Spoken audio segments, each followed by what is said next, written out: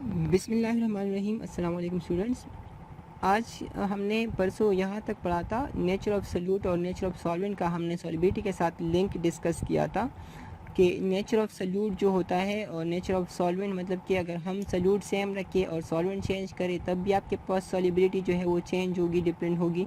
और अगर आप सॉल्वेंट चेंज करें और सल्यूट सेम रखें तो तब भी आपके पास क्या होगी, सॉलिबिलिटी चेंज होगी। अगर आप सल्यूट सेम रखो, सॉल्वेंट चेंज करो तो भी सॉलिबिलिटी चेंज होगी। अगर आप सॉल्वेंट सेम रखो, सल्यूट चेंज करो तो भी आपके पास सॉलिबिलिटी चेंज होगी। ठीक है, डिफरेंट होगी, आपके पास वेरी करेगी। ठीक है, इसी तरह से यहाँ पे देखें तो आपको बता रहे हैं कि solubility and solute solvent interaction. अच्छा, सल्यूट सॉल्वेंट इंटरेक्शन का क्या मतलब होता है? ठीक है, आपने याद रखना है कि इंटरेक्शन फोर्सेस को कहते हैं अट्रैक्टिव फोर्सेस को। जो अट्रैक्टिव फोर्सेस होती हैं उनके दरमियान उनको हम इंटरेक्शंस कहते हैं यहाँ पे। ठीक है, अब सल्यूट सॉल्वेंट इंटरेक्शन का मतलब क्या होगा? तो आपके पास जैसे प्रेस करें एक NaCl, आपके पास एक सल्यूट है। ठीक है, अब Na और Cl के दरमियान ये जो बॉन्ड है, इसी तरह से बहुत सारे NaCl आपके पास होंगे, वो कंबाइन फॉर्म में होंगे क्योंकि कंपाउंड है ना, तो कंपाउंड में तो बहुत सारे मतलब कि फार्मूला यूनिट्स या मॉलिक्यूल्स कंबाइन हुए होते हैं। ठीक है, तो जैसे NaCl है तो अब Na और Cl के दरमियान ये जो बॉन्ड है इसको हम सल्यूट सल्यूट इंटरेक्शन कहते हैं। क्या कहते हैं? Solute solute interaction. इसी तरह से अगर हम वाटर को ले लें, H2O को, किसको? H2O। तो H2O में आपके पास ये जो है, ये अब वाटर मॉलिक्यूल के दरमियान जो इंटरेक्शन होगा, क्योंकि वाटर सॉल्वेंट है तो हम इसे कहेंगे सॉल्वेंट सॉल्वेंट इंटरेक्शन। मतलब ये कि वाटर मॉलिक्यूल्स के दरमियान जो इंटरेक्शन है, जैसे हमने पढ़ा था हाइड्रोजन बॉन्डिंग जिसको हम कहते हैं, तो उसकी बात कर रहे हैं। मतलब एक वाटर मॉलिक्यूल और दूसरे वाटर मॉलिक्यूल के दरमियान जो इंटरेक्शन है उसको हम कहेंगे सॉल्वेंट सॉल्वेंट इंटरेक्शन। तो एक सूर्य मतलब कि जो सल्यूट के पार्टिकल्स के दरमियान इंटरेक्शन है उसको हम कहते हैं सल्यूट सल्यूट इंटरेक्शन, और दूसरे को हम कहते हैं जो सॉल्वेंट पार्टिकल्स के दरमियान है उसको हम कहते हैं सॉल्वेंट सॉल्वेंट इंटरेक्शन। ठीक है, यहाँ पे जो आपको बता रहे हैं that is solute solvent interaction. मतलब ये कि Na+ और H2O के दरमियान, ये जो NaCl है आपके पास और H2O, इनके दरमियान क्या इंटरेक्शन हो सकती है, क्या इनके दरमियान फोर्सेस डेवलप हो सकती है या नहीं हो सकती, इसकी बात करेंगे। ठीक है, हम तो आपको कह रहे हैं कि lithium chloride is highly soluble in water. आपके पास लिथियम क्लोराइड जिसको हम LiCl कहते हैं, तो ये आपके पास क्या है, ये पानी में बहुत ज़्यादा हल हो सकता है, लेकिन बट गैसोलीन इज़ नॉट, जबकि गैसोलीन आपके पास हल नहीं होता। गैसोलीन जिसको हम ऑटोमोबाइल ऑयल्स कहते हैं, जैसे पेट्रोल डीजल वगैरह, ये पैराफिन्स वगैरह, ये सारे आपके पास क्या है, गैसोलीन में आते हैं। क्या आते हैं? Gasoline. Automobile AUTOMOBILE, automobile oil. ठीक है, जो गाड़ियों वगैरह में यूज़ होते हैं, पेट्रोल डीजल्स वगैरह, इनको हम गैसोलीन कहते हैं। तो आपको कह रहे हैं कि lithium chloride is highly soluble in water but gasoline is not. Gasoline हल नहीं होता। तो क्यों हल नहीं होता? On the other hand gasoline mixes readily with benzene. Gasoline benzene के साथ मिक्स होता है बट लिथियम क्लोराइड नहीं होता बेंजीन के साथ मिक्स। तो ये क्यों है आपके पास? Why are there such differences in solubility. ये सॉलिबिलिटी में डिफरेंसेस क्यों हैं? तो हमें पता है कि like dissolve like is a rough but useful rule for predicting whether one substance will dissolve in another or not। आप कह रहे हैं कि like dissolve like is rough. Rough मतलब ये है कि इसको हम इजीली नहीं समझ सक रहे होते, इतना ये इजी नहीं है जो आप कह रहे हो कि लाइक डिजॉल्व लाइक।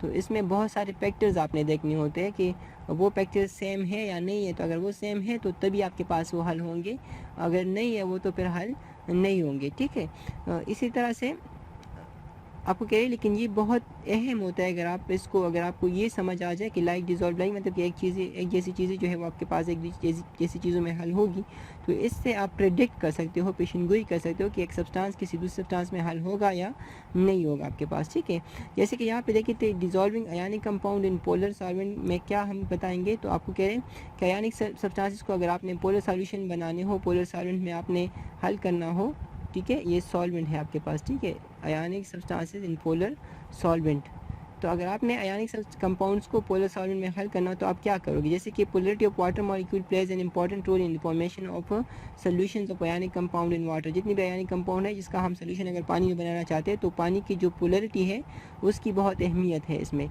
मतलब कि जो आयनिक कंपाउंड है ये पानी में हल इसलिए होते हैं क्योंकि पानी आपके पास क्या है, पोलर है आपके पास, ठीक है। The charge and of water molecule, जो वाटर मॉलिक्यूल के चार्ज एंड होते हैं ना, हमने जैसे पढ़ा था कि इस तरह का स्ट्रक्चर होता है वाटर का। तो वाटर के एक साइड पे पार्शियल नेगेटिव होता है, दूसरी साइड पे पार्शियल पॉजिटिव होता है। इसको चार्ज एंड बोलते हैं। क्या बोलते हैं?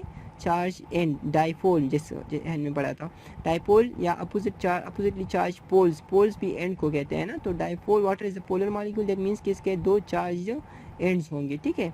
अब देखें, तब कह रहे हैं कि the charge ends of water molecule attract the ionic compound and surround them to keep them separated from the other ions in the solution। अब जैसे आयनिक कंपाउंड आपके पास सल्यूट इंटरेक्शन जैसे NaCl है, तो आपको क्या कह रहे हैं कि ये जो H2O होते हैं आपके पास, ये जो चार्ज एंड होते हैं, ये क्या करते हैं कि ये इस जो आयनिक कंपाउंड होते हैं उसके पार्टिकल्स को एक दूसरे से अलग करते हैं और उनको अट्रैक्ट करते हैं। जैसे कि ये देखिए H+ है तो ये किस पार्ट को अट्रैक्ट करेगा, जाहिर बात है Cl- को अट्रैक्ट करेगा, ठीक है। इसी तरह से ये जो आपके पास अगर ये O-8 की हम बात करें तो ये Li को अट्रैक्ट करेगा जो Li+ है, या अगर NaCl हमने डाला है तो Na+ को अट्रैक्ट करेगा, ठीक है। तो इससे क्या होगा कि ये जो ऑक्सीजन है ये यहाँ पे सोडियम को अट्रैक्ट कर रहा है, जबकि हाइड्रोजन इसको अट्रैक्ट करे, तो ये एक दूसरे से उनको दूर कर देंगे, ठीक है। अब यहाँ पे मुकाबला होता है। मुकाबला क्या होता है कि एक सल्यूट इंटरेक्शन है, दूसरा आपके पास सॉल्वेंट इंटरेक्शन है, और तीसरा आपके पास है सल्यूट इंटरेक्शन। इसका ये जो सल्यूट सॉल्वेंट इंटरेक्शन है, मतलब कि ये वाला, ये जो H+ और Cl- के दरमियान है, या O+ और Li+ के O- और Li+ के दरमियान है, तो इसको हम कहते हैं solute solvent interaction, solute solvent interaction. तो इस इंटरेक्शन का मुकाबला होगा आपके पास ये सल्यूट इंटरेक्शन के साथ, या जो सॉल्वेंट इंटरेक्शन है उनके दरमियान, उनके साथ, ठीक है। तो अब आपने याद रखना है कि अगर ये सल्यूट इंटरेक्शन और सॉल्वेंट इंटरेक्शंस पे हावी आ जाता है, मतलब कि उस पे ये काबिज आ जाता है या गलबा पा लेता है, तो आपके पास, या ये उस पर उससे स्ट्रॉन्ग हो, तो आपके पास वो सल्यूट जो है वो सॉल्वेंट में हल होगा। अगर आपके पास सल्यूट इंटरेक्शन या सॉल्वेंट इंटरेक्शन से कम हो या वीक हो, तो आपके पास वो सल्यूट कतई उसमें हल नहीं होगा आपके पास, ठीक है।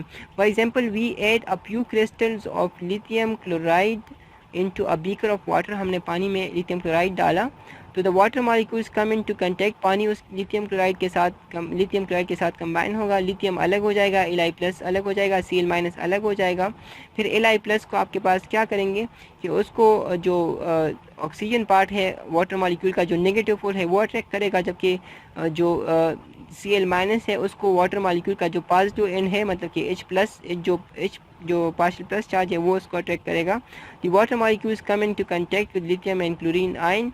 The positive end of water molecules are attracted to chlorine, जो क्लोरीन को अट्रैक्ट कर रहे हैं ये वाला, और जो आपके पास नेगेटिव एंड है वो किसको अट्रैक्ट करेगा, वो पॉजिटिव, मतलब इनको अट्रैक्ट, पॉजिटिव आयन को अट्रैक्ट करेगा, ठीक है। जैसे यहाँ पे देखिए लिथियम क्रिस्टल हमने डाला, फिर यहाँ पे वाटर मॉलिक्यूल आ जाएंगे, वाटर मॉलिक्यूल यहाँ से ये क्लोरीन को अट्रैक्ट कर रहे हैं, कुछ लिथियम को अट्रैक्ट कर रहे हैं, इस तरह से ये एक दूसरे से अलग हो जाएंगे, आयोनाइज हो जाएंगे। आयोनाइज होकर फिर आप यहाँ पे देखें तो ये लिथियम आयन है, तो इसको देखें, इसको ये जो क्लोरीन आयन है, सॉरी ये जो ग्रीन वाला है ये आपके पास क्लोरीन है, तो इसको हाइड्रोजन अट्रैक्ट कर रहा है, ठीक है। इस तरह से लिथियम वाले को देखें तो इसके सामने वो ऑक्सीजन आ गया है, जो O है आपके पास, जो रेड वाला है ये आपके पास क्या है, O है, ये O है, ये दोनों क्या है, हाइड्रोजन है।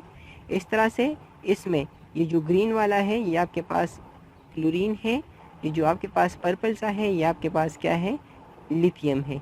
तो लिथियम को देखिए वाटर ने अपना ऑक्सीजन वाला एंड इसके सामने कर दिया हुआ है, वाटर मॉलिक्यूल ने अपना कौन सा एंड सामने किया हुआ है, ऑक्सीजन वाला, ठीक है। मतलब कि जो नेगेटिव पोल है वो उसके सामने किया हुआ है, लिथियम के सामने। जबकि क्लोरीन के सामने देखें तो उसने अपना, ये देखिए ऑक्सीजन वाला एंड बाहर की तरफ है, जबकि हाइड्रोजन वाला एंड अंदर की तरफ है। दैट मीन्स कि इसने ऑक्सीजन वाला एंड नहीं, हाइड्रोजन वाला एंड जो क्लोरीन के है उसके सामने कर दिया हुआ है, ठीक है। तो इसी तरह से ये इंटरेक्शन जब देखें, ये क्लोरीन और ये लिथियम एक दूसरे से दूर है, तो अब ये दोबारा से कंबाइन नहीं हो सकते, तो इससे ये डिज़ोल्व रहते हैं, क्या रहते हैं, डिज़ोल्व, ठीक है। वाइल जो नेगेटिव एंड होता है वो लिथियम आयन को अट्रैक्ट करेगा. The attraction between water molecules and the ions is strong enough to draw the ions away from the crystal and form solution.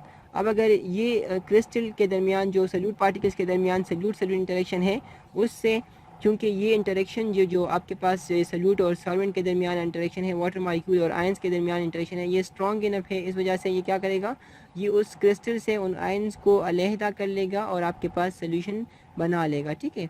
This solution formation process with water as the solvent is referred as hydration. इस process को जिसमें हम water molecule क्या करता है कि वो अपनी नेगेटिव एंड से आपके पास वो पॉजिटिव आयन को अट्रैक्ट कर रहा होता है और पॉजिटिव एंड जो उनका होता है उनसे नेगेटिव आयन को अट्रैक्ट कर रहा होता है. तो इस प्रोसेस से जिसमें आपके पास वो जो पॉजिटिव आयन होता है इनको वाटर मॉलिक्यूल सराउंड कर लेते हैं इस तरह से कि उसका नेगेटिव पोल उसके सामने हो, और जो नेगेटिव आयन है उससे वाटर मॉलिक्यूल इस तरह सराउंड करते हैं कि जिस उसका पॉजिटिव आयन उसके सामने हो, पॉजिटिव एंड उसके सामने हो. तो इस प्रोसेस को हम कहते हैं हाइड्रेशन. क्या कहते हैं? Hydration. These ions are solid are said to be hydrated. अब इस आयन को हम क्या कहेंगे? Hydrated ion. जैसे आपने वहाँ पे पढ़ा कि जो क्लोरीन आयन है इस तरह से Cl उसको वाटर मॉलिक्यूल ने ऐसे किया हुआ है ना, इस तरह से हाइड्रोजन उसके सामने किया हुआ है, हर साइड से ऐसे किया हुआ है. ठीक है, हाइड्रोजन को उसके सामने. और जो लिथियम आयन है उसको इस तरह किया हुआ है कि ऑक्सीजन उसके सामने किया हुआ है ऐसे करके वाटर मॉलिक्यूल ने. ठीक है. तो इसको कहते हैं हाइड्रेशन. क्या कहते हैं? Hydration. The process in which water molecule surrounds the ions in such a way that its opposite ends are attracted towards the ions. ठीक है. जैसे पर आपके पास नेगेटिव आयन है तो उसको पॉजिटिव एंड अट्रैक्ट करे, और अगर पॉजिटिव आयन है तो उसको नेगेटिव जो एंड है वो उसके सामने हो. तो इस प्रोसेस को जिसमें वाटर मॉलिक्यूल आयंस को इस तरह से सराउंड करता है कि उसके जो एंड्स है वो उस आयंस के मुनासिबत से हो, उसके अपोजिटली चार्ज हो. जैसे कि लिथियम है तो पॉजिटिव चार्ज है तो वाटर उसके सामने अपना नेगेटिव साइड करेगा, नेगेटिव एंड करेगा. और अगर लिथियम है तो वो अगर मतलब क्लोरीन है तो वो नेगेटिवली चार्ज है तो उसके सामने वो क्या करेगा? अपना पॉजिटिव एंड करेगा, जैसे हाइड्रोजन है वो करेगा. तो इस प्रोसेस को हम हाइड्रेशन कहते हैं. ठीक है. द आयंस, और जो आयंस होते हैं इसको भी हम हाइड्रेटेड आयन कहेंगे, इसको भी क्या कहेंगे? Hydrated ion. ठीक है. As hydrated ions diffuses into solution. जैसे हाइड्रेटेड आयन आपके पास सोल्यूशन में डिफ्यूज़ होते हैं तो अदर आयंस आर एक्सपोज्ड, आपके पास और आयंस एक्सपोज हो जाते हैं. इस तरह से आपके पास. अब इस जुमले का मतलब क्या है? तो यहाँ पे देखिए आपने जो नेक्स्ट पेज पे डायग्राम ये वाला, अब देखिए अगर ये क्लोरीन आयन निकल जाए, उसके साथ ये लिथियम भी निकल जाए, तो यहाँ पे ये क्लोरीन और ये लिथियम फिर एक्सपोज हो जाएगा ना. फिर अगर ये लिथियम और ये निकल जाए तो ये लिथियम और ये क्लोरीन एक्सपोज हो जाएगा. तो आपको कह रहे हैं कि इस प्रोसेस को तो हम हाइड्रेशन कहते हैं, जिसमें एक आयन को वाटर मॉलिक्यूल ऐसे सराउंड करता है कि उसका एंड जो है वो एंड उसके सामने हो जो इसका अपोजिटली चार्ज हो, जो इस आयन का क्या हो? अपोजिटली चार्ज हो. जैसे कि यहाँ पे क्लोरीन आयन है तो उसका वाटर ने अपना कौन सा आयन किया हुआ है उसके सामने? हाइड्रोजन वाला आयन जिस पे पॉजिटिवली चार्ज है. इस तरह से ये लिथियम आयन पॉजिटिवली चार्ज है तो वाटर ने इसके सामने अपना ऑक्सीजन वाला आयन किया हुआ है जो कि नेगेटिवली चार्ज है. तो आपको कह रहे हैं कि इस प्रोसेस को हम हाइड्रेशन कहते हैं. और अब इस आयन को या इस आयन को हम हाइड्रेटेड कहते हैं. अब ये आयन आपके पास, ये जो हाइड्रेटेड आयन है ये वाला, ये आपके पास जब गीला हो गया है, मतलब कि पानी उसके साथ अटैच हो गया है, तो ये क्या करेगा कि ये सोल्यूशन में डिफ्यूज़ हो जाएगा. जैसे यहाँ पे डिफ्यूज़ हुआ है, यहाँ पे डिफ्यूज़ हुआ है, मतलब चला जाएगा दूसरी जगह पे, मतलब to a region where its concentration is lower. क्योंकि यहाँ पे कंसंट्रेशन हाई है, यहाँ पे इसकी लोअर है ना, तो ये डिफ्यूजन इसलिए यहाँ पे वर्ड यूज़ किया गया कि ये जो हाइड्रेटेड आयन है ये डिफ्यूज़ हो जाएंगे यहाँ पे, फिर यहाँ पे और आयन एक्सपोज हो जाएंगे इस तरह से. फिर वाटर मॉलिक्यूल दोबारा से उस आयन को अट्रैक्ट करेगा अपना नेगेटिव या पॉजिटिव एंड उसके सामने करके, फिर उसको डिफ्यूज़ करेगा. इस तरह से प्रोसेस स्टार्ट होगा और जब तक ये पूरा का पूरा क्रिस्टल उसमें क्या नहीं हो जाता? हल नहीं हो जाता. क्लियर? अभी उसके आगे देखें तो आपको कह रहे कि और आपके पास आयन एक्सपोज हो रहे हैं. ठीक है. और फिर वो इसी तरह से वो भी आपके पास सॉल्वेंट उसको अट्रैक्ट करेगा. The entire crystal gradually dissolve हो जाएगा and hydrated ions become uniformly distributed in the solution. आपके पास जो हाइड्रेटेड आयन है वो सारे सोल्यूशन में डिफ्यूज़ हो जाएंगे, हल हो जाएंगे. ठीक है. फिर ये देखिए dissolving ionic compounds in non polar solvent. अगर आप नॉन पोलर में हल करोगे, अब देखिए नॉन पोलर में तो कोई चार्ज है नहीं. ठीक है. अब चार्ज नहीं है तो वो आयनिक कंपाउंड को कैसे अट्रैक्ट करेगा? दैट मीन्स कि यहाँ पे सल्यूट सॉल्वेंट इंटरेक्शन बहुत वीक होगा. अगर सल्यूट सॉल्वेंट इंटरेक्शन वीक होगा ठीक है, क्योंकि सॉल्वेंट तो नॉन पोलर है, उसमें कोई चार्ज है नहीं, जबकि आयन में आपके पास जो सल्यूट है उसमें चार्जेस है। तो चार्जेस जो आयन्स है वो एक दूसरे को अट्रैक्ट कर रहे हैं, जबकि सॉल्वेंट जो है वो उसको अट्रैक्ट नहीं कर सक रहा होता, तो इस वजह से ये एक दूसरे में हल नहीं होंगे। तो ionic compounds are generally not soluble in non polar solvent such as carbon tetrachloride है आपके पास या बेंजीन है, तो इसमें हल नहीं होते। क्यों नहीं होते? क्योंकि आपके पास जो नॉन पोलर सॉल्वेंट है molecule do not attract the ions of the crystal strongly enough to overcome the forces holding the crystal together। मतलब ये कि वो जो सल्यूट सल्यूट इंटरेक्शन होता है वो चूँकि स्ट्रॉन्ग होता है, तो उस पर ये जो सल्यूट सॉल्वेंट इंटरेक्शन होता है ये उनसे बहुत वीक होता है, तो ये इतना स्ट्रॉन्ग नहीं होता कि ये उस सल्यूट सॉल्वेंट इंटरेक्शन को ओवरकम कर सके और उनके बीच वो फोर्सेस जो है वो सल्यूट पार्टिकल्स के दरमियान जो फोर्सेस हैं उनको तोड़ सके। ठीक है, तो मैंने जैसे आपको कहा कि basically solute solvent interaction is a battle between, मतलब एक झगड़ा सा होता है, आपके पास एक लड़ाई होती है between solute solute interaction solvent interaction versus आपके पास सल्यूट सॉल्वेंट इंटरेक्शन। ठीक है, आपने याद रखना है कि ये एक मुकाबला होता है, जैसे मैं आपको अभी वो लिख देता हूँ तो आपने इस तरह से सिंपली आप इसको समझ, ये देखिए solute solvent interaction versus solute solute interaction and solvent solvent interaction. तो जैसे मैंने आपको बताया कि ये जो लाइक डिजॉल्व लाइक की हम बात करते हैं कि एक जैसी चीज़ें एक जैसी चीज़ों में हल होगी, तो इसको रब क्यों कहा गया?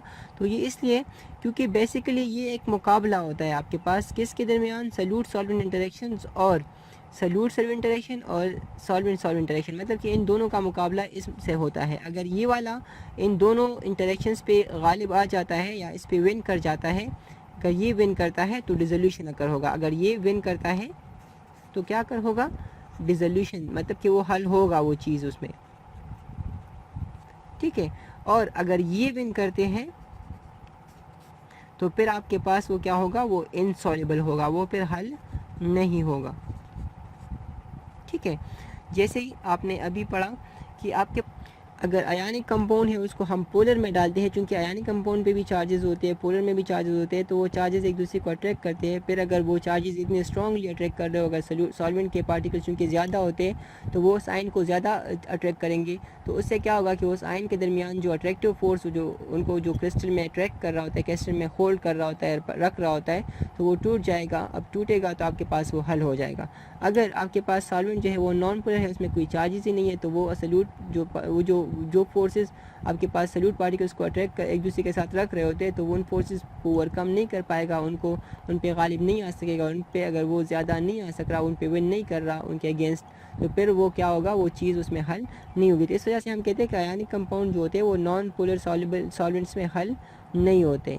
ठीक है, और जो जैसे कि कार्बन टेट्राक्लोराइड आपने पढ़ा, बेंजीन पढ़ा, तो ये नॉन पोलर है, तो इसमें आयनिक कंपाउंड हल नहीं होंगे, क्योंकि आयनिक कंपाउंड जो नॉन पोलर सॉल्वेंट के मॉलिक्यूल्स होते हैं वो आयंस को इतना स्ट्रॉन्गली अट्रैक्ट नहीं कर रहे होते कि वो उन फोर्सेस को ओवरकम कर सके जो कि आयंस के जो कि आयनिक कंपाउंड के पार्टिकल्स को क्रिस्टल में एक साथ रख रहे होते हैं। ठीक है, जैसे लिथियम क्लोराइड जो है वो बेंजीन में सॉल्युबल नहीं है, इस तरह से लिथियम क्लोराइड जो है वो क्यों हल नहीं है, तो इस वजह से क्योंकि लिथियम क्लोराइड आपके पास आयनिक है, जबकि बेंजीन आपके पास नॉन पोलर है, तो दोनों में एक में चार्जेस है दूसरे में नहीं है, इस वजह से ये एक दूसरे में हल नहीं हो सकती। ठीक है, तो आपको कह रहे हैं कि उसकी बॉन्डिंग भी मुख्तलिफ है, क्योंकि ये आयनिक है ये कोवलेंट है। दूसरा कि उनकी पोलैरिटी भी मुख्तलिफ है, ये आयनिक है और ये कोवलेंट है, और इस तरह से इंटरमॉलिक्यूलर फोर्स भी उनके मुख्तलिफ है, इस वजह से ये एक दूसरे में हल नहीं हो सकते। ठीक है, तो आपने ये याद रखना है कि जब भी आपके पास ये जो हम कहते हैं कि लाइक डिज़ोल्व लाइक, और हमने पे पढ़ा कि ये रफ है, ठीक है, लेकिन ये प्रेडिक्शन ऑफ सॉल्युबिलिटी में बहुत अहम किरदार अदा करता है कि आप कोई चीज़ सॉल्युबल है या नहीं है उसको आप प्रेडिक्ट कर सको। तो आप लाइक डिज़ोल्व लाइक के उसूल को मतलब आप देखिए तो आपके पास उसका आंसर आपको मिल सकता है, मतलब आप प्रेडिक्शन कर सकते हो। ठीक है, तो ये रब इसलिए है कि आपको बताया जा रहा है कि बेसिकली लाइक डिज़ोल्व लाइक वाला फिनोमेना जो है ये इस प्रिंसिपल पे एक्ट कर रहा होता है कि सल्यूट सॉल्वेंट इंटरेक्शंस या सल्यूट इंटरेक्शन या सॉल्वेंट सॉल्वेंट इंटरेक्शंस क्या है। अगर आपके पास सल्यूट इंटरेक्शन की हम बात करें तो ये सल्यूट पार्टिकल्स के दरमियान फोर्सेस को हम कहते हैं जो उन सल्यूट पार्टिकल्स को उनके क्रिस्टल्स में मतलब कि रख रहे होते हैं, उनके कंपाउंड में एक साथ रख रहे होते हैं। ठीक है, इसी तरह से सॉल्वेंट इंटरेक्शंस मतलब कि सॉल्वेंट मॉलिक्यूल्स के दरमियान फोर्सेस ऑफ अट्रैक्शंस को कहते हैं। ठीक है, तो अगर हम थर्ड जो इंटरेक्शन आपके पास टाइप है that is solute solvent interaction, तो ये तीन इंटरेक्शन हमारे पास होती है, सल्यूट इंटरेक्शन, फिर सल्यूट सॉल्वेंट इंटरेक्शन और तीसरा सॉल्वेंट सॉल्वेंट इंटरेक्शन। तो अगर आपके पास सल्यूट सल्यूट इंटरेक्शन और सॉल्वेंट सॉल्वेंट इंटरेक्शन वीक हो और आपके पास सल्यूट सॉल्वेंट इंटरेक्शन स्ट्रॉन्ग हो तो आपके पास डिसोल्यूशन अकर होगा, मतलब कि वो चीज़ हल होगी। अगर आपके पास ये सल्यूट सल्यूट इंटरेक्शन या सॉल्वेंट सॉल्वेंट इंटरेक्शन स्ट्रॉन्ग हो देन सल्यूट सॉल्वेंट इंटरेक्शंस, तो आपके पास फिर डिसोल्यूशन अकर नहीं होगी। ठीक है, जैसे मैंने आपको वो इक्वेशन बताया, वो आपको मैंने वो सिंपल बताया, तो उसी को अगर आप देखें तो आपको ये इजीली समझ में आ जाएगा। इसके साथ आज का लेक्चर ख़त्म होता है। कल के लेक्चर में हम लिक्विड सॉल्यूट एंड सॉल्वेंट पढ़ेंगे और फिर हम इफेक्ट ऑफ प्रेशर और टेम्परेचर पढ़ेंगे। ठीक है, तब तक के लिए अल्लाह हाफ़िज़।